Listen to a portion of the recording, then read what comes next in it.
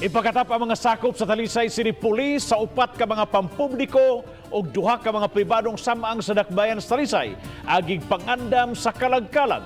Adunay live report si Femari Dumabok. Fem!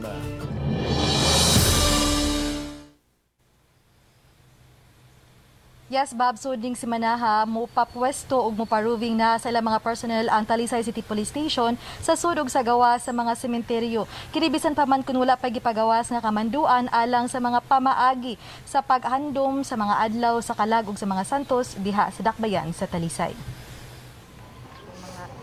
Gisusi na sa kapulisan ang mga samang og nakigalayo na sa mga nagdumala niini. Mato di Police Lieutenant Jonel Abelio, Deputy Chief sa Talisay City Police Station, nga daanan nilang gipangandaman ang posibilidad nga munihinay na sa pagdagsa ang mga manduaway.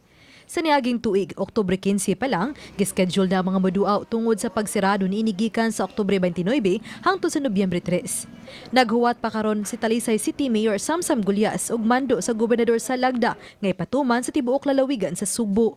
Makigsabot ta sa caretaker dire ug unsa ilang kuan ug unsa gidaghanon na sa lisod. At the same time makigistorya ta sa mga pare kung unsa gid ang gusto nilang mahitabo aning cemetery dire.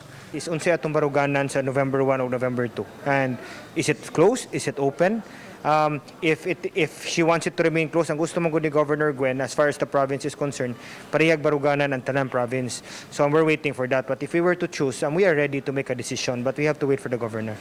Samtang nagpaabot sa kamanduan, hinahinay na usab nga gipatuman ng ilang mga plano sa kapulisan. Ang ato sa panagandaan ani, i-anticipate na siguro ni nato ang kaning para sa kalagkalag. Pasig mo daghan mo nang ato ang deployment is musayo. As soon as possible siguro, either this week naka-on post na atong mga tao. Samtang ang uban nga wa makaduaw sa samang sa niaging tuig tungod sa pagsaka sa mga kaso sa COVID-19, karon pa lang nangandam ng daan. Sama nining senior citizen nga matag-adlang Lunes bisita sa lubong sa mahal sa kinabuhing Mitaliwana. Nang hinautosa ba mga candle o flower vendor guban pa mga manindahay nga dili na unta takupan ng samang karong tuiga. Wala jud mi. Nara jud mi sa balay. Dito ra sa balay pa kampo. Oo, nagdagkot mi kandila sa gawas. Maura jud. Wa man jud sila ing paagi.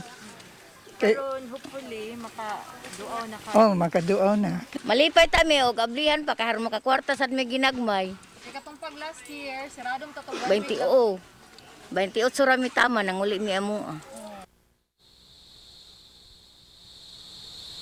Bob, nipadala na og suwat katinawan si Mayor Samsam Gulyas ngadto kang Governor Gwen Garcia ug ipaabot nila ang tubag sud ning si Manaha alang usab sa dugang pagpangandam aron dili usab mahimo nga tinubdan sa takod sa COVID-19 ang kalag-kalag. Bob? Daghang salamat, Femari Dumabok sa imong live report.